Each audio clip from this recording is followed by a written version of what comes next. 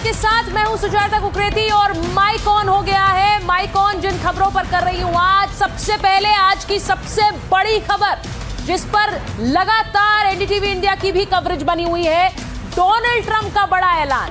क्या Donald Trump का ये गेम प्लान है या उनका एग्जिट प्लान है, जब उन्होंने कहा कि 5 दिन तक वो ईरान के इंफ्रास्ट्रक्चर पर हमला नहीं करेंगे, ऊर्जा संयंत्रों पर हमला नहीं करेंगे। अब बहुत से लोग कह रहे हैं, ईरान कह रहा है ये उनका गेम प्लान है, इन 5 दिनों में अमेरिका तैयारी करेगा एक बड़े हमले की।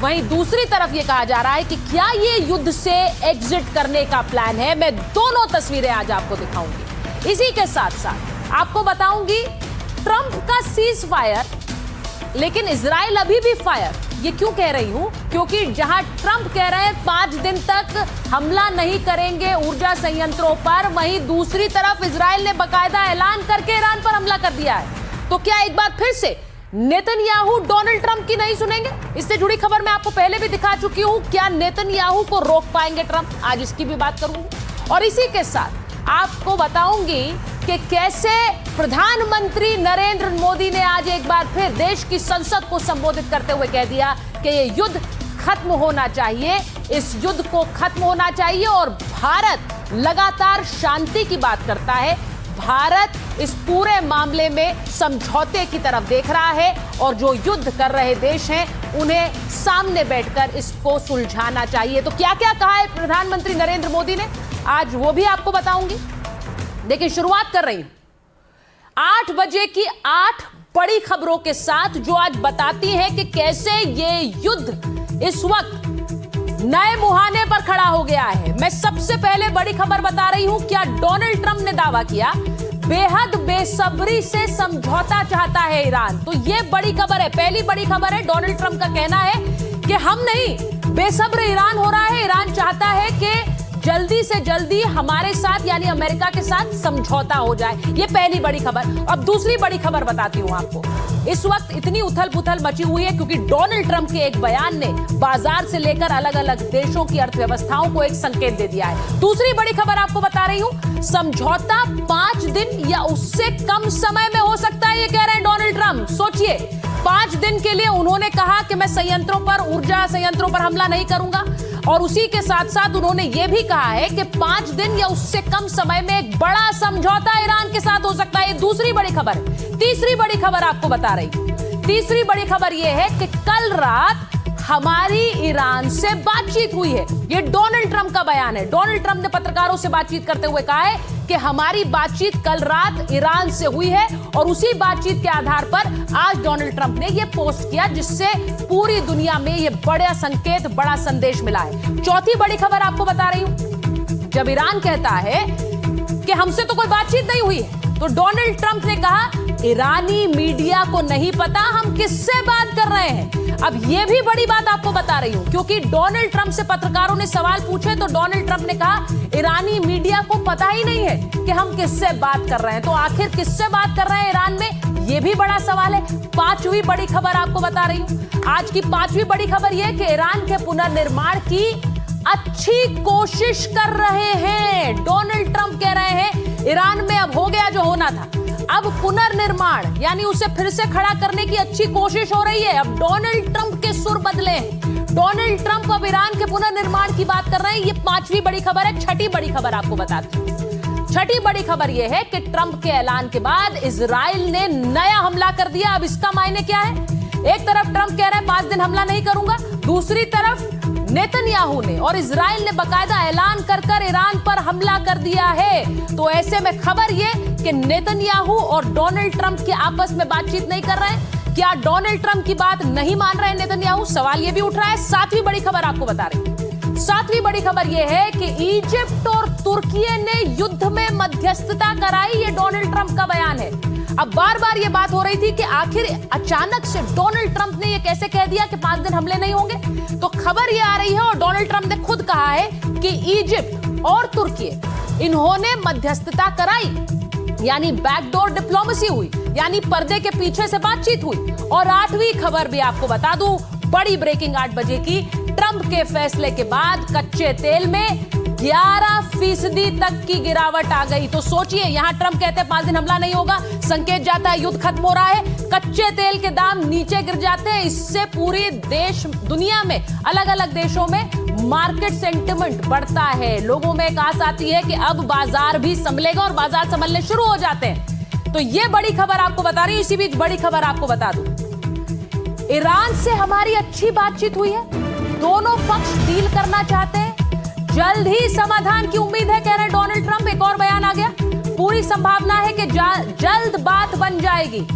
ईरान की ओर से मेरे पास फोन आया है और ईरान के एक बहुत सम्मानित नेता से बात हुई है, पर वो सुप्रीम लीडर नहीं है, डोनाल्ड ट्रंप कह रहे हैं। अब सोचिए, डोनाल्ड ट्रंप सस्पेंस बढ़ा रहे हैं, डोनाल्ड ट्रंप की किससे बातचीत हो रही है? वो कह रहे हैं बहुत सम्मानित नेता है ईरान के, लेकिन वो सुप्रीम लीडर नहीं है। हमारे हमले की धमकी से ईरान डरा और इसीलिए अब बातचीत की टेबल पर आ गया, हमारी बहुत अच्छी बातचीत हो रही है। तो ये इस वक्त की बड़ी खबर मैं आपको बता रही हूं, सम्मानित नेता लेकिन सुप्रीम लीडर नहीं। ऐसे में सवाल यह है कि ईरान के वो कौन से नेता हैं जिनसे डोनाल्ड ट्रंप बात कर रहे हैं? ईरान हमसे डील करना चाहता है और इजराइल हमारे फैसले से खुश होगा। तो यह भी एक बड़ी खबर आपको बता रही हूं। अब मैं आपको ये सारी बातें इसलिए बता रही हूं क्योंकि इस वक्त की सबसे बड़ी खबर यही है, ये सबसे बड़ी खबर है। मैं आपको जरा बताऊं कि अब सवाल ये उठ रहा है कि ये सीज फायर है या फिर सरेंडर है। ये इसलिए क्योंकि एक तरफ डोनाल्ड ट्रंप का जो बयान आया, डोनाल्ड ट्रंप कह रहे हैं 5 दिन हमले नहीं करेंगे और ईरान कह रहा है कि हमारे हमलों से डर गए हैं ट्रंप, जरा चलाइए, हमारे हमलों से डर गए हैं ट्रंप, ये कह रहा है ईरान। और डोनाल्ड ट्रंप कह रहे हैं कि 5 दिन तक कोई हमले नहीं होंगे। ऐसे में सवाल यह है कि क्या डोनाल्ड ट्रंप पर भरोसा किया जा सकता है? डोनाल्ड ट्रंप जो कहते हैं अक्सर थोड़े ही समय बाद उससे उल्टा कहते हुए नजर आते हैं और इसीलिए सवाल यह है कि डोनाल्ड ट्रंप पर क्या भरोसा किया जाए। ईरान से जंग के बीच डोनाल्ड ट्रंप का एक बहुत बड़ा ऐलान आया। उन्होंने कहा कि ईरानी पावर प्लांट्स पर हमले टालने का आदेश मैंने वॉर डिपार्टमेंट को दे दिया है। अब किसी भी सैन्य हमले को 5 दिनों के लिए रोका जाएगा। अब पिछले 2 दिनों में ईरान से सकारात्मक बातचीत हुई, पर सवाल यह है कि क्या ट्रंप पर भरोसा कर सकते हैं? ट्रंप ने कल ईरान को 48 घंटे का अल्टीमेटम दिया था, आप सोचिए, अमेरिका के समय अनुसार, और उन्होंने कहा था 48 घंटे में आप स्ट्रेट ऑफ हॉर्मुज खोल दीजिए वरना हमारा बहुत भीषण हमला आप पर होगा। और ट्रंप ने इस अल्टीमेटम के बाद एक और संदेश दिया था। उन्होंने कहा शक्ति के बल पर भी शांति संभव है। ये संदेश जो डोनाल्ड ट्रंप का आया कि शक्ति के बल पर ही शांति संभव है, इससे लोगों ने कयास लगाने शुरू कर दिए कि क्या डोनाल्ड ट्रंप इससे भी बड़ा हमला करेंगे, कहीं कोई ऐसा हथियार तो इस्तेमाल नहीं करने वाले जिससे हड़कंप मच जाए। लोगों का इशारा परमाणु हमले पर भी था। लेकिन इन सब के बीच जहां खबर यह चल रही थी कि ये अल्टीमेटम खत्म होने वाला 48 घंटे का, इस सब के बीच उलट खबर आ गई। डोनाल्ड ट्रंप ने कहा हम हमला नहीं करेंगे। अब ट्रंप पीछे हटे या फिर ईरान के लिए नया ट्रैप है ये? सवाल ये, मैं आपको ये बताती हूँ कि जब डोनाल्ड ट्रंप कहते हैं कि हमारी ईरान से अच्छी बातचीत चल रही है तो उसका मतलब क्या है? उसका मतलब क्या ईरान अमेरिका के बीच समझौता संभव है आखिरकार? उसका मतलब ये, क्या अब युद्ध पूरी तरह से रुक जाएगा? 5 दिन रोकने की बात कही है, लेकिन क्या पूरी तरह से रुक जाएगा? तीसरी बड़ी बात यह है कि दुनिया के लिए हॉर्मुज खुलेगा क्या? क्योंकि हॉर्मुज को लेकर लड़ाई थी, वहां से जो जहाज है उनका आवाजाही नहीं हो पा रही थी, तेल संकट खड़ा हो रहा था। क्या इस तेल संकट को रोक पाएंगे डोनाल्ड ट्रंप इस ऐलान के साथ? चौथी बड़ी बात, ईरान की शर्तें मानेगा अमेरिका, यानी कि ईरान कह रहा था हमें कॉम्पनसेशन चाहिए। 5वां, नुकसान के लिए मुआवजा देगा क्या? छठी बड़ी खबर आपको बताऊं, इसका छठा मायना यह है कि परमाणु ठिकानों पर क्या फैसला हो गया है।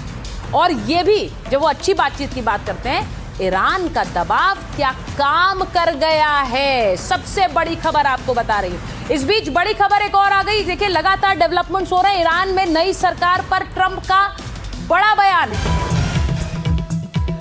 और ये बहुत बड़ी खबर है। हो सकता है मैं खुद ईरान की सरकार चलाऊं। डोनाल्ड ट्रंप का ये बयान सोचिए, वो कह रहे हैं हो सकता है मैं खुद ईरान की सरकार चलाऊं, हो सकता है आयतुल्ला सत्ता में आए, हो सकता सकता है नई सरकार बन जाए, नई सरकार आने की संभावना ज्यादा है। अब डोनाल्ड ट्रंप हर तरह की बात कर रहे हैं, कह रहे हैं हो सकता है मैं ही सरकार चला लूं ईरान की। वहीं वो ये भी कह रहे हैं कि ये भी हो सकता है कि नई सरकार बन जाए और नई सरकार आने की संभावना ज्यादा है। यानी अब ईरान में क्या होगा इसको सीधे सीधे अगर ये बयान है तो हम चला सकते हैं। डोनाल्ड ट्रंप कह रहे हैं कि वहां पर मैं भी आ सकता हूं, मैं सरकार चला सकता हूं, या फिर सरकार वहीं पर चल नहीं बन सकती है, इसकी संभावना ज्यादा है। तो यह भी बड़ी खबर आपको बता रही हूं। डोनाल्ड ट्रंप के बयानों की एक झड़ी लग गई और इन बयानों के मतलब अब इस वक्त पूरी दुनिया में खंगाले जा रहे हैं कि क्या डोनाल्ड ट्रंप साफ संकेत दे रहे हैं कि युद्ध खत्म होने वाला है। यह सबसे बड़ी बात है। जरा सुनिए क्या कहा डोनाल्ड ट्रंप ने। Well, what I'm doing today, really, this was a little bit before, set up a couple of weeks ago. This was before we had this situation with Iran take place last night. And by the way, they're just not communicating. When they say, I'm sure they don't mean that. When somebody says, oh, I didn't know you were talking. We were talking last night, and I'm sure they have a lack of communication, which is appropriate considering we blew up, in addition to their Navy, Air Force, every division, their radar. We also blew up all of their anti-aircraft and communication. So they have no telecommunications. So there is a lack of, I would imagine, a lack of coordination. If you're worried about the... We have numerous leader groups. They've all been killed. Very dangerous position. Khomeini was killed. Khomeini's son is unavailable. अब आप देखिए कि कहां खड़े हुए हैं आज Donald Trump. इन बयानों के बाद कभी लगता था कि शायद ये जंग कभी खत्म नहीं होगी, लेकिन ये जंग खत्म हुई है ऐसा लग रहा है। लेकिन अभी बहुत जल्दी है इस पर कुछ भी कहना। सवाल ये है कि आखिर ये सब कुछ हुआ कैसे, पर्दे के पीछे क्या घटित हुआ, जरा ये भी देख लीजिए।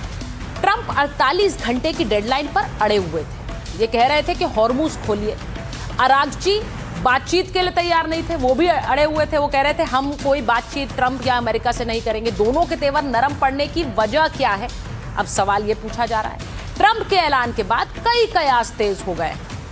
क्या किसी देश ने मध्यस्थता कराई है? सवाल सबसे बड़ा यह है कि क्या आप दोनों देशों को बातचीत की टेबल पर लाने के पीछे कोई और देश है? ट्रंप ने खुद इसका जवाब दे दिया। ट्रंप ने क्या कहा? उन्होंने कहा कि इजिप्ट और तुर्की ने दोनों ने ये बातचीत कराई। उन्होंने ये कहा, तो ट्रंप ने तुर्की और इजिप्ट का नाम लिया है। अब सवाल यह है कि सलाहकारों ने क्या डोनाल्ड ट्रंप से कहा कि एक सम्मानजनक एग्जिट यही होगी, बातचीत की बात कही जा रही है और आप ऐसे समय में इस बातचीत को आगे ले जाइए, क्योंकि एक राजनीतिक नुकसान भी हो रहा था अमेरिका में डोनाल्ड ट्रंप को। तो क्या इसकी वजह से डोनाल्ड ट्रंप पीछे हटे?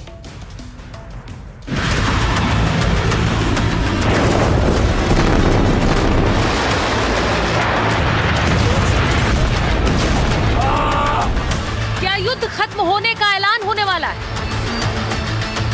क्या अमेरिका के आगे झुकने को तैयार नहीं था ईरान? क्या ईरान के डर में ट्रंप ने सरेंडर कर दिया है? ये सवाल इसलिए उठ रहे हैं क्योंकि लगता है जो गड्ढा ट्रंप ने ईरान के लिए खोदा था, अब उसमें खुद उतरकर उसकी गहराई नापनी पड़ गई। जो ट्रंप पहले ईरान को 1 घंटे और फिर 2 सेकंड में मिटाने की बात कर रहे थे, वो अचानक पीछे क्यों हट रहे हैं? पहले ट्रंप ने ऐलान किया कि ईरान के सबसे बड़े पावर स्टेशन पर सबसे बड़ा हमला करेंगे। 48 घंटे की डेडलाइन दे दी। लगा ईरान अंधेरे में डूबने वाला है। ट्रंप किसी बड़े हथियार का इस्तेमाल करने वाले हैं। चर्चाएं तो परमाणु बम तक होने लगी, लेकिन अचानक डोनाल्ड ट्रंप ने यू टर्न ले लिया। 5 दिन पर हमले पर रोक लगा दी। सवाल ये कि क्या दोनों के बीच वाकई कोई बातचीत हुई है या डोनाल्ड ट्रंप कोई एग्जिट प्लान ढूंढ रहे हैं? ट्रंप का बयान केवल तेल की कीमतों को कम करने और अपने सैन्य योजनाओं को पूरा करने के लिए दिया गया। गौर करने वाली बात यह है कि जब ट्रंप हमला रोकने का आदेश दे रहे थे, उससे ठीक 3 घंटे पहले ईरान ने धमकी दी थी कि अगर पावर प्लांट पर हमला हुआ तो पूरे मिडिल ईस्ट को बारूद का गोदाम बना देंगे, पूरी फारस की खाड़ी में माइंस बिछा देंगे। इस ऐलान के पीछे की कुछ बड़ी बातों पर गौर करिए। ट्रंप के ऐलान के करीब आधे घंटे पहले IRGC ने एक वीडियो जारी किया जिसमें दिख रही मिसाइल पर ट्रंप की तस्वीर लगा दी और लिखा था, हेल्प मी ओपन हॉर्मुज। यानी ट्रंप हॉर्मुज खोलने के लिए दुनिया से गुहार लगा रहे थे और नीचे लिखा था, स्टूपिड ट्रंप। अब सवाल है, आखिर इन हालात के बाद भी बैकफुट पर कैसे आ गए ट्रंप? क्या ट्रंप को अपने राजनीतिक नुकसान का डर लग रहा था? क्योंकि ट्रंप के सलाहकार बार बार उन्हें चेतावनी दे रहे थे, उनकी लोकप्रियता घट रही थी, या फिर जो ईरान कह रहा है ट्रंप अभी अपनी तैयारी के लिए 5 दिन का समय चाह रहे हैं और इन 5 दिन के बाद क्या होगा किसी को नहीं पता है। मेरे साथ इस वक्त ईरान से जमीर जाफरी जुड़ रहे हैं, स्कॉलर हैं अल मुस्तफा यूनिवर्सिटी के, और हमारे साथ प्रमीत माकोडे जुड़ रहे हैं, अमेरिका से ट्रंप समर्थक हैं। बहुत बहुत स्वागत आपका दोनों का। मैं एक बार जमीर साहब पहले आपके पास आ रही हूं, क्योंकि डोनाल्ड ट्रंप कह रहे हैं कि देखिए ईरान से बातचीत हो रही, बहुत अच्छी बातचीत हो रही है और अब हम हमले नहीं करेंगे 5 दिन। तो किससे बातचीत हो रही है ईरान में?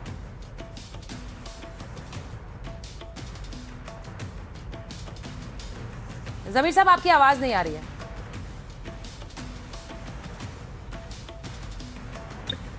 जी आदाब अर्ज करता हूं आपको और तमाम व्यूअर्स को। और ट्रंप जो हैं वो ईरान में मशहूर है कि कोई ऐसा नशा करते हैं और कोई ख़ास किस्म का नशा करते हैं कि रात को क्या कहते हैं सुबह उठते हैं उनको खुद नहीं पता होता है कि उन्होंने क्या कहा।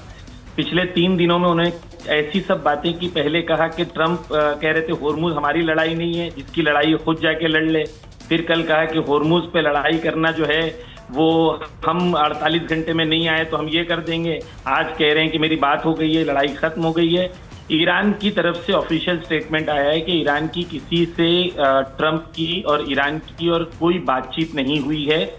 Let me be very clear, Iran का ऑफिशियल स्टैंड ये है, this war should not stop, this war should and. Iran is fighting a war जहां पर ये जंग उस पोजीशन पे न पहुंच जाए कि अमेरिका और इजराइल में दोबारा हमला करने की जुर्अत खत्म ना हो जाए। जाफरी साहब वो तो इसी युद्ध को खत्म करने का रास्ता दिखा रहे हैं। वो तो ये कह रहे हैं कि मेरी बातचीत हो रही है, बहुत अच्छी बातचीत हो रही है और वहां पर सरकार भी बदल जाएगी, नई सरकार आ रही है। वो ये सब कह रहे हैं, आप ये कह रहे हैं कि कोई बातचीत नहीं हो रही है। तो ईरान क्या नहीं चाह रहा है ये युद्ध खत्म हो? देखें सुचित्रा जी, ईरान ने 22 साल नेगोशिएट किया, 22 साल, और 22 साल में ईरान के सैंक्शन सिर्फ लगे, हत्ता उनके मेडिकल पर और उनकी दवाइयों पे भी सैंक्शंस लगे। ईरान के ऊपर जुल्म किया गया। 22 दिन ईरान ने जंग किया और 22 दिन के बाद अमेरिका कह रहा था कि हम सैंक्शंस हटा देंगे। दूसरी चीज ये है कि ईरान चाहता है जंग खत्म हो। ठीक है। पिछली बार 12 दिन की जंग हुई, ईरान ने जंग को रोक दिया जब कतर की तरफ से और अमेरिका की तरफ से रिक्वेस्ट आई। हुआ क्या, 6 महीने के बाद दोबारा हमला हो गया। तो ईरान इस बार ऐसा नहीं करना चाहता कि जंग रोक दे और 6 महीने के बाद दोबारा जंग हो। ईरान अमेरिका को उस पोजीशन तक पहुंचा देना चाहता है कि अमेरिका दोबारा ख्वाब में भी ना सोचे कि अमेरिका कभी ईरान पर हमला करे और इजराइल कभी हमला करे। जब तक ये position pre war situation change नहीं होती है। मैं आपको कुछ फैक्ट्स आपको बता दूं। मैं जमीर साहब मैं आ रही हूँ आपके पास वापस आ रही हूँ, लेकिन आपकी बातों पर एक रिएक्शन प्रमित जी का लूंगी। प्रमित जी, जाफरी साहब जो कह रहे हैं वो कह रहे हैं कि हम भरोसा ही नहीं कर सकते हैं डोनाल्ड ट्रंप पर। हमने कई बार भरोसा किया, वो भरोसे के लायक नहीं है। तो अब ऐसे में अगर ईरान में यही सोच है तो कैसे बढ़ेगी बात? नहीं, अमेरिका का स्टैंड भी सेम है कि we can not believe in Iran. और नॉट जस्ट ट्रंप, पिछले 7 प्रेसिडेंट को इंटेलिजेंस से हमेशा, अमेरिकन इंटेलिजेंस से हमेशा यही रिपोर्ट आती रही कि ईरानी regime, the fundamentalist extremist regime of jihadi regime of Iran is the biggest threat to America. तो हम भी उन पे विश्वास नहीं कर सकते। और इस बार तो उनको इस पे 3 हफ्तों में उन्होंने इतना आघात हुआ है, इतना उनको नुकसान हुआ है कि वो अभी कई दिनों तक तो सोच ही नहीं सकते। देखिए, वो कहते हैं कि अमेरिका, आप या चैनल पे चल रहा था कि अमेरिका झुक गया है। अमेरिका को झुकने की कोई आवश्यकता ही नहीं है। अमेरिका के मेनलैंड में लाइफ हमारी बड़ी सुचारू रूप से चल रही है। तेल के भाव थोड़े से जरूर पेट्रोल पंप पे और गैस स्टेशन पे बढ़े हैं, otherwise the life is very much normal. Iran पूर्ण तरह से रुका हुआ है। ईरान के military establishment, nuclear power establishment, ये सब पूर्ण रूप से तहस नहस कर दिए गए हैं। इसलिए ईरान ने बहुत बुरी मार खाई है। ईरान पूरे दुनिया को ब्लैकमेल कर रहा है वो स्टेट ऑफ हरमुज की वजह से। एंड दिस इज सवाल तो आपसे पूछा जाएगा कि फिर आप हमले जारी रखिए, फिर आप क्यों कह रहे हैं कि बातचीत हम 5 दिन हमले रोक रहे हैं, हमारी बहुत अच्छी बात, किससे बातचीत हो रही है? ये सस्पेंस क्यों है? डेमोक्रेटिक गवर्नमेंट है यहाँ पर। America doesn't want to create a havoc in the entire world. आज 1000 से ज्यादा टैंकर वहां पर स्टेट ऑफ हरमुज में रुके हुए हैं। पूरी दुनिया में एक तरह से जबरदस्त प्रेशर है, तो ऑब्वियसली अमेरिका के ऊपर भी प्रेशर है। Lot of our allies also are putting pressure on us कि भाई शांत करिए, थोड़ी बातचीत करिए, टैंकर्स वगैरह को यहाँ से इसका मतलब तो यही हुआ कि ईरान आपको मजबूर कर पा रहा है। 1000 टैंकर वहां रुके हैं, आप ये कह रहे हैं कि उसके इतनी शक्ति है कि वो टैंकर निकलने नहीं देगा, तो आपको भी बैकफुट पे आना पड़ेगा। देखिए कुछ बैकफुट, देखिए ये ईरान झुका नहीं रहा है, ये तो दुनिया की, हम दुनिया में हैवोक ना हो, अमेरिका को इससे कोई परेशानी नहीं है, पर हमारे एलाइज को परेशानी ना हो इसके लिए उन्होंने। और दूसरा मैडम, ये भी आज ये कह रहे हैं कि ईरान कोई बातचीत नहीं, बैक डोर से बातचीत जरूर चल रही है। जैसे हमारे प्रेसिडेंट ने कहा कि इजिप्ट और तुर्की, और not just Egypt and Turkey, बाकी देश भी बड़े प्रेशर डाल रहे हैं। China itself is putting pressure on Iran. ये लड़ाई केवल अमेरिका और ईरान की नहीं है, this fight is going on between China, Russia and its allies, and on one side America, Israel and its allies. So even China is facing lot of problem, तो China is also putting some Pramit ji, मैं एक बार जाफरी जी के पास जाऊं उससे पहले एक छोटा सा सवाल ले रही हूं। इजराइल तो हमले कर रहा है अभी भी, इजराइल ने तो थोड़ी देर पहले हमला किया और अनाउंस भी किया है कि हमले जारी रहेंगे। तो सीज फायर जो, देखिए madam, what he was talking is escalation to escalation for de-escalate. That is what the policy right now is. कि आपने इतना हार्ड प्रेशर बनाइए कि सामने वाला ब्लिंक करे. So what he has said is कि हमारे प्रेसिडेंट साहब कह रहे हैं कि भाई we are not going to attack on your power plant which is going to impact the civilians. So civilian infrastructure पे हम लोग पीछे हटे हैं. अभी मिलिट्री एस्टेब्लिशमेंट के लिए सीज फायर की कोई बात नहीं हुई है. जाफरी साहब, सीज फायर, मुझे इन 5 दिनों के बाद पूरी दुनिया को क्या ये खबर आ सकती है कि सीज फायर हो गया, युद्ध रुक गया?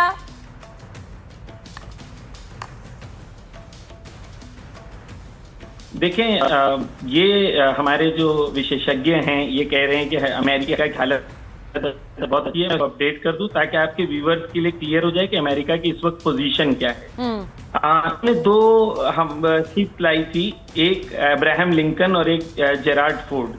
अब्राहम लिंकन चाइनीज सैटेलाइट कह रही है इस वक्त 1700 किलोमीटर ईरान से दूर खड़ा है, जो लाए थे होर्मुज पर कब्जा करने के लिए। 24 दिन की जंग के बाद इनमें इतनी ताकत नहीं है कि उसके नजदीक आ सकें। इन्होंने दूसरी लाई थी जेरार्ड फोर्ड। जेरार्ड फोर्ड के यूएस सेंटकॉम में इन्वेस्टिगेशन चल रही है कि वहां के सोल्जर्स ने खुद अपनी लॉन्ड्री को जला दिया ताकि उन्हें जंग के लिए जाना ना पड़े।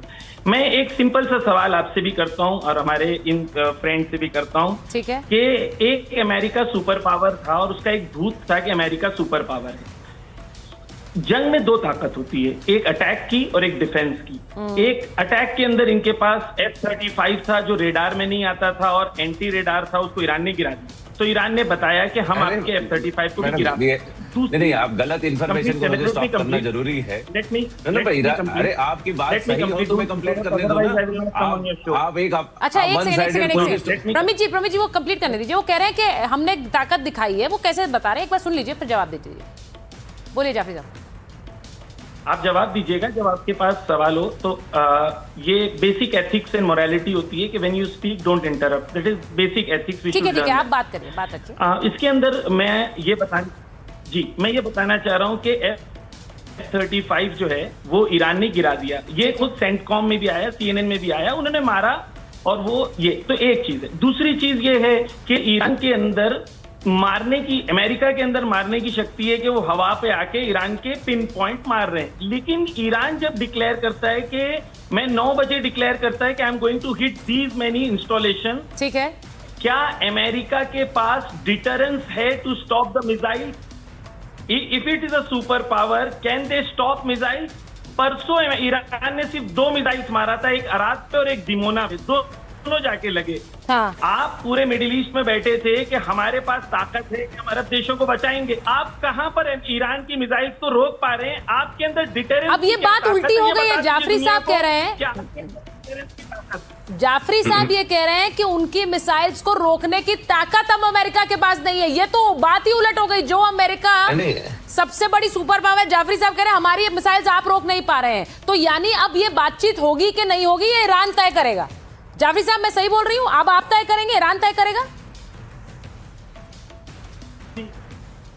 वो कह रहे हैं ईरान तय करेगा। के लिए क्लियर है कि there is no negotiation till the time the war end. War end and the end of war is very clear कि there is no threat to Iran again. ये क्लैरिटी है कि ईरान उस पोजीशन पे नहीं जाना चाहता कि हर 6 महीने के बाद ईरान पे दोबारा हमले की बात हो।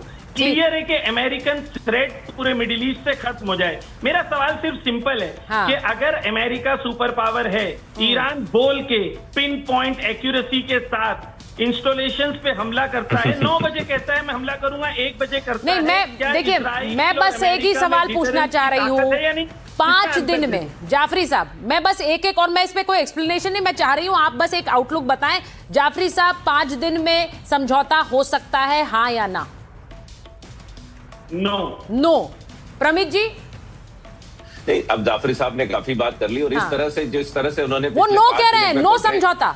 नहीं मैडम, पोर्ट्रे तो उन्होंने ऐसे कर दिया कि वो ईरान वॉर जीत रहा है, ईरान वॉर जीत चुका है और अमेरिका अपने घुटने पे है। तो जाफरी साहब, ये किसी प्रकार की गलतफहमी न रहे और अमेरिकन मिलिट्री को भी गलतफहमी, ये युद्ध है, this is a war between 2 major countries. अगर आपके 100 लोग मरते हैं तो शायद 2 हमारे भी मरेंगे, पर 2 वर्सेस 100 जो प्रोपोर्शनैलिटी की सोचिए, आप अगर 200 मिसाइल दागते हैं तो 200 में से अगर 150 से 175 मिसाइल को हम हवा में ही खत्म करते हैं, बाकी 25 मिसाइल को उनके गंतव्य पे नहीं पहुंचने देते हैं और 5-10 मिसाइल अगर प्रमित जी, मुझे बस ये कहना है, देखिए प्रमित जी, मुझे बस ये कहना है कि अमेरिका एक सबसे ताकतवर मुल्क है, लेकिन इस वक्त शायद युद्ध खत्म करने का डिसीजन उसका अकेले का नहीं हो सकता है। ये बिल्कुल साफ हो चुका है, ये बिल्कुल साफ हो चुका है। लेकिन डोनाल्ड ट्रंप कह रहे हैं नई सरकार बनेगी और वो ये भी कह रहे हैं कि वहां पर अयतुल्ला भी आ सकते हैं। अब इसका मतलब क्या है? आखिरी सवाल है मेरा, उसके बाद में आगे बढ़ूं। 4 हफ्ते में सरकार भी नहीं बनेगी और जो भी सरकार बनेगी, ये भी निश्चित रख लीजिए, जो भी सरकार बनेगी, it is too early to say कि कौन आएगा अभी वहां पर जो भी सरकार बनेगी वो अमेरिका के फेवरेबल बात करेगा, अदरवाइज उसका हश्र भी वही, उसका हश्र हो ही नहीं सकता क्योंकि वो अमेरिका के फेवरेबल ही सरकार बनेगी। अगले 4 हफ्ते में एक ब्लॉकेड है। मैं बस यही कह सकती हूँ कि अभी ये बड़ा क्लियरली नहीं कहा जा सकता कि अमेरिका इस जंग को पूरी तरह रोकेगा। डोनाल्ड ट्रंप क्या सोच रहे हैं, उन्होंने ये बिल्कुल क्लियर कर दिया है कि इस बातचीत के जरिए वो कोई हल निकाल सकते हैं और नई सरकार भी वो खुद बना सकते हैं। बहुत बहुत धन्यवाद आप दोनों का। अब सीधी बात यह है कि अमेरिका के पास ताकत तो बहुत है, लेकिन इसके बावजूद हॉर्मुज में ईरान ने जो जाल बिछाया उसके आगे डोनाल्ड ट्रंप लाचार दिखाई दे रहे थे, बार बार स्टैंड बदल रहे थे, उनके खिलाफ अमेरिका से भी आवाज उठ रही थी। अब पूर्व अमेरिकी रक्षा मंत्री लियोन पेनेटा ने यहां तक कह दिया कि ट्रंप ने अमेरिका को फंसा दिया है। आपको दिखाती हूं क्या कह रहे हैं। वेस्ट एशिया का मौजूदा संकट डोनाल्ड ट्रंप ने खड़ा किया है, यह कह रहे हैं पेनेटा। पेनेटा ने कहा कि जंग छेड़कर ट्रंप कुएं और खाई के बीच फंस गए, यानी कहां जाऊं उन्हें पता नहीं चल रहा है। डोनाल्ड ट्रंप आज जिस स्थिति में है उसके लिए खुद वो जिम्मेदार है। ट्रंप युद्ध से हटे तो अमेरिका के कमजोर होने का संकेत मिल जाएगा और अगर लड़ाई जारी रखी तो हालात बद से बदतर हो जाएंगे और खराब हो जाएंगे। अमेरिका को पता था कि ईरान हॉर्मुज स्ट्रेट बंद कर सकता है। उन्होंने ये कहा कि अमेरिका में ये चर्चा हो चुकी थी कि अगर वो ईरान पर हमला करेंगे तो वो हॉर्मुज बंद करेगा। ट्रंप प्रशासन ने ईरान से जुड़े हर खतरे को नजरअंदाज कर दिया। ट्रंप ने बिना होमवर्क किए युद्ध शुरू किया है और ट्रंप ने जो किया दुनिया उसकी कीमत चुका रही। अब ट्रंप ईरान को कमजोर करना चाहते थे लेकिन ऐसा नहीं हो सका। तेहरान के नए सुप्रीम लीडर मुस्तफा खमेनी ज्यादा कट्टरपंथी हैं और इसीलिए ये बहुत बड़ा झटका हो गया है। अब ये आपको बताऊं कि लियोन पेनेटा अमेरिका के रक्षा मंत्री तो रह ही चुके हैं, वो CIA के डायरेक्टर भी रह चुके हैं। वो अमेरिका की ताकत और कमजोरियों को अच्छी तरह से पहचानते हैं। ट्रंप की नीति की आलोचना यूं ही नहीं हो रही, अमेरिका पर युद्ध का आर्थिक बोझ भी बढ़ गया है। अब आपको बताती हूं कि ईरान का युद्ध अमेरिका पर भारी कैसे पड़ा है। युद्ध पर अमेरिका ने हर सेकंड 10,80,000 रुपए खर्च किए। हर सेकंड 10 लाख। हर मिनट का हिसाब लगाएं तो ये 6.5 करोड़ होता है। अमेरिका हर घंटे युद्ध पर 392 करोड़ रुपए खर्च कर रहा है और एक दिन में 9400 करोड़ 9,400 करोड़ खर्च हो रहे हैं। तो सोचिए ये है वो खर्चा और वो झटका जो अमेरिका को इस युद्ध में लग रहा है। अब ये सच है कि अमेरिका पर आर्थिक बोझ पड़ रहा था। ट्रंप ने जिस तरह युद्ध विराम का एक तरफा ऐलान किया है, अब वैसे युद्ध विराम अभी कहना सही नहीं है, लेकिन एक तरह से 5 दिन के लिए ब्रेक लगाने की बात कही है। बड़ी वजह उसके पीछे हो सकती है। बड़ा सच ये है कि खुद अमेरिका की सेना ये युद्ध लड़ने के पक्ष में नहीं थी। अमेरिकी सैनिकों के हवाले से अमेरिकी अखबार ने एक दावा किया, मैं आपको वो दावा बताती हूँ। अमेरिकी मीडिया की रिपोर्ट क्या कह रही है। सैन्य अफसर से बातचीत के बाद अमेरिकी मीडिया की रिपोर्ट आई, युद्ध के चलते अमेरिकी सैनिकों में एक भारी असंतोष है। ईरान से जमीनी युद्ध के खिलाफ है अमेरिकी सैनिक, यानी कि जो सेना लड़ने जा रही है वही इसके खिलाफ है। जमीन पर युद्ध आपदा से कम नहीं होगा। हमारे पास ईरान में ग्राउंड बैटल की योजना नहीं है, यानी वहां अगर हम कोई जमीनी युद्ध लड़ना चाहें तो वो कैसे होगा पता नहीं है। हम जमीनी ठिकानों की पूरी रक्षा नहीं कर पा रहे हैं। अमेरिकी सैनिकों ने इसे इजराइल का युद्ध बताया और इजराइल के लिए जान नहीं गंवाना चाहते हैं सैनिक, यानी हम उनके लिए क्यों अपनी जान गंवा दें, अपने मुल्क के लिए तो लड़ लेंगे, राजनीतिक लाभ के लिए हमें इस्तेमाल ना करें। और कई सैनिकों ने इस्तीफा देने की भी तैयारी कर ली। युद्ध सही ठहराने में सरकार की नाकामी से असंतोष और ज्यादा बढ़ा है। ट्रंप सरकार की युद्ध नीति से सैनिकों का मनोबल भी गिरा है। तो अब आप सोच लीजिए कि युद्ध में अमेरिकी सैनिक भी अगर हाथ खींच रहे हैं, पैर पीछे हटा रहे हैं, तो इसका मतलब क्या है?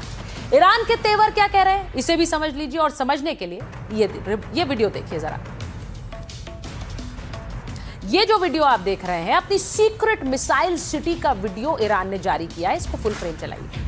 इसमें हजारों की संख्या में मिसाइलें हैं जो हमले के लिए पूरी तरह तैयार हैं।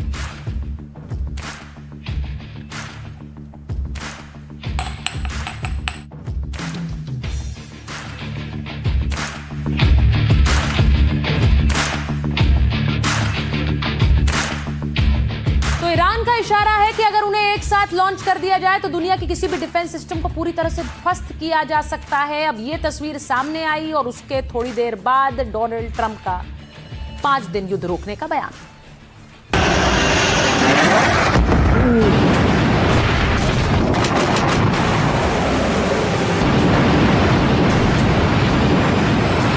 ट्रंप के अल्टीमेटम का जवाब, ईरान बदलेगा युद्ध का हिसाब।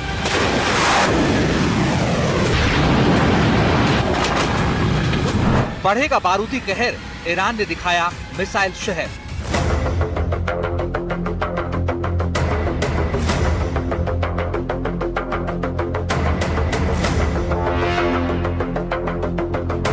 सीक्रेट सिटी में छिपा है ईरान की ताकत का राज।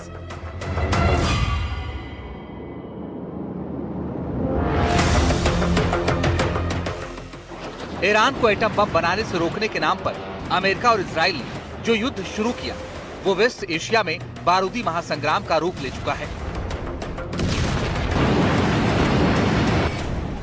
अमेरिका और इजराइल मिसाइलों और बमों से ईरान को दहला चुके हैं। अमेरिका के सबसे घातक बॉम्बर और फाइटर जेट लगातार एक्शन में है। पलटवार में ईरान भी पीछे नहीं है। अमेरिका और उसके साथियों को बराबरी का जवाब दे रहा है। स्टेट ऑफ हॉर्मुज पर ईरान की नाकेबंदी से अमेरिकी राष्ट्रपति डोनाल्ड ट्रंप बुरी तरह से भड़के हुए हैं। तेहरान के लिए अल्टीमेटम पर अल्टीमेटम जारी कर रहे हैं, लेकिन एक भी इंच पीछे हटने की बात तो छोड़िए, तेहरान ने अपने ताजा एक्शन से जंग की गर्मी और बढ़ा दी है। इसके पीछे है ये नया वीडियो जिसे ईरान की सरकार ने खुद जारी किया है। ये वीडियो है ईरान की सीक्रेट मिसाइल सिटी का। इसमें हजारों की संख्या में मिसाइलें हैं जो हमले के लिए पूरी तरह तैयार हैं। ईरान का इशारा है कि अगर इन्हें एक साथ लॉन्च कर दिया जाए तो दुनिया के किसी भी डिफेंस सिस्टम को पूरी तरह से ध्वस्त कर सकती है।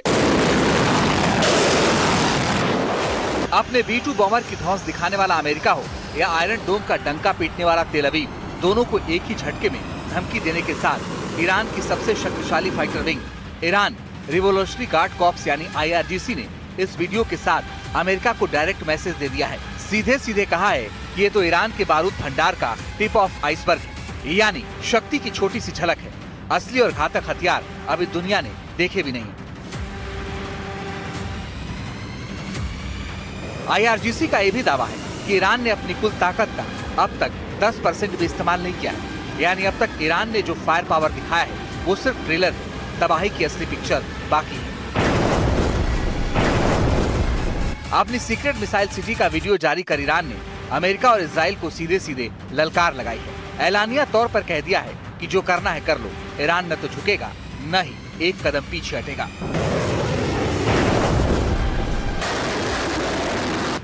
वैसे भी ईरान अपने सीक्रेट बारूद खाने की ताकत की झलक 2 दिन पहले अपनी सीमा से करीब 4000 किलोमीटर दूर डिएगो गार्सिया को टारगेट करके दिखा चुका है। ईरान का इशारा साफ है कि अगर जरूरत पड़ी तो वो लंदन को भी डायरेक्ट हिट कर सकता है, यानी तेहरान में अभी बहुत जान है।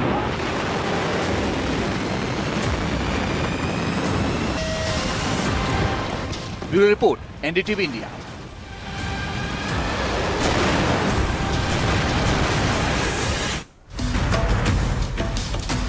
तो एक तरफ युद्ध भड़क रहा है या युद्ध खत्म होने की कगार पर है, इसे लेकर एक असमंजस है अभी भी, लेकिन इन सब के बीच जो असमंजस नहीं है वो प्रधानमंत्री नरेंद्र मोदी की सोच में नहीं।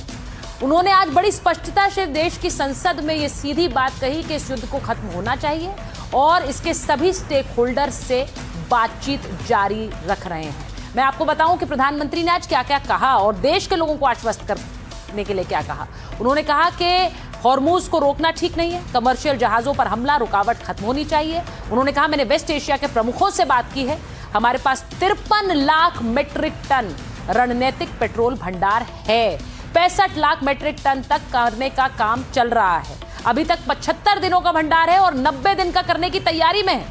भारत अब 27 की जगह 41 देशों से तेल खरीद रहा है और जंग के बीच तेल गैस वाले 5 जहाज आए हैं, 2 और आ रहे हैं।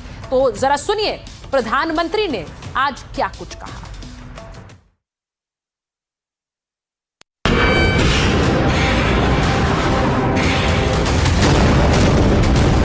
शुरुआत से ही हमने इस संघर्ष को लेकर अपनी गहरी चिंता व्यक्त की है। भारत ने नागरिकों, एनर्जी और ट्रांसपोर्ट से जुड़े इंफ्रास्ट्रक्चर पर हमलों का विरोध किया है। कमर्शियल जहाजों पर हमला और हॉर्मुज स्ट्रेट जैसे अंतर्राष्ट्रीय जलमार्ग में रुकावट अस्वीकार्य है। भारत के पास 53 लाख मीट्रिक टन से अधिक का स्ट्रेटेजिक पेट्रोलियम रिजर्व है। जब ऐसे संकट आते हैं तो कुछ तत्व इसका गलत फायदा उठाने की कोशिश भी करते हैं। कानून व्यवस्था सुनिश्चित करने वाली सभी एजेंसियों को अलर्ट रखा गया है। 3,75,000 से अधिक भारतीय सुरक्षित भारत लौट चुके हैं। भारत हमेशा से मानवता के हित में और शांति के पक्ष में अपनी आवाज उठाता रहा है। जहां एक तरफ ये मोदी देश की सुरक्षा की गारंटी दे रहे हैं तो वहीं दूसरी तरफ पाकिस्तान है जिसे आतंकी हमले का डर सता रहा है और वो अपने लोगों को गारंटी सुरक्षा की नहीं दे पा रहा है। ये मैं क्यों कह रही हूं, क्योंकि एक क्रिकेट का टूर्नामेंट है और वो भी 7 तालों के भीतर करवाया जा रहा है। अब आप देखिए कि दर्शकों के बिना होगा पाकिस्तान में पाकिस्तान सुपर लीग PSL, उसमें कोई दर्शक ही नहीं होंगे। अब PSL 2026 के मुकाबले सिर्फ लाहौर और कराची में होंगे और PSL का उद्घाटन समारोह भी रद्द कर दिया गया है। तालिबान के हमले के डर से PCB ने यह फैसला किया है कि मैच तो होगा लेकिन स्टेडियम में दर्शक नहीं होंगे, क्योंकि दर्शकों को सुरक्षा नहीं दे पाएगी सरकार। अगर वहां पर अफगानिस्तान तालिबान की तरफ से कोई हमला हो गया तो सुरक्षा की जिम्मेदारी किसकी होगी, और इसी डर में बिना दर्शक के मैचेस होंगे। ये पाकिस्तान में होने जा रहा है। अब सोचिए 26 मार्च से PSL के मुकाबले शुरू होंगे लेकिन दर्शक स्टेडियम में होंगे नहीं। ये पहली बार ऐसा होगा कि मैच चल रहा होगा और एक टूर्नामेंट चल रहा होगा लेकिन दर्शकों के लिए एंट्री बैन होगी। तो पाकिस्तान में PSL के मुकाबले कुछ इस तरह से होंगे। बहरहाल माइक ऑन है में आज के लिए फिलहाल